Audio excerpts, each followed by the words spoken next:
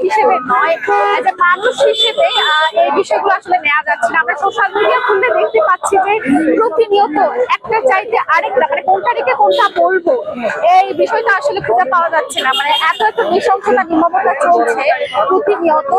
দেখা যাচ্ছে যে আইন শৃঙ্খলা পরিস্থিতির আইন শৃঙ্খলা যে হচ্ছে দেশে বিদ্যমান থাকা দরকার, তার মাধ্যমে হচ্ছে যে নৃশংসতা নির্মমতা। এবং আমরা শুধু হচ্ছে এই গতকালকে যে ঘটনাটা হলো, একজন ব্যবসায়ীকে হচ্ছে হত্যা করা হলো,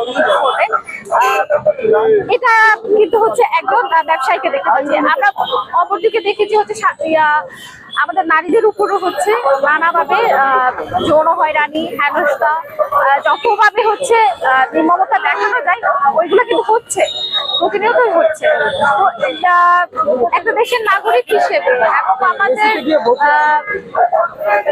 একজন হচ্ছে বিবেকবান সাধারণ মানুষেরও হচ্ছে এটা হচ্ছে নাড়া দেয় যে এই নির্মমতা নৃশংসতা গুলো আসলে চলতে দেওয়া যায় না, এগুলো বন্ধ হওয়া খুবই দরকার।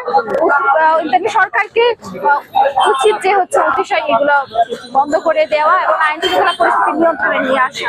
কিন্তু তারা তো এইগুলোর দিকে নজর রাখছে না। আমরা দেখছি যে শুধুমাত্র তারা কিভাবে হচ্ছে ক্ষমতায় যাবে, কিভাবে ক্ষমতা দখল করে রাখবে, এবং হচ্ছে সামনে নির্বাচনের জন্য তারা পরপর যে হচ্ছে স্পিচগুলো দিচ্ছে, সাধারণ মানুষ কিন্তু আসলে এই বিষয়গুলো বুঝতে পারছে। তারা মনে করছে হয়তো সাধারণ মানুষ এসব বুঝতে পারছে না, কিন্তু সাধারণ মানুষ আসলে এসব বুঝে না, তাই না, বুঝতে পারছে।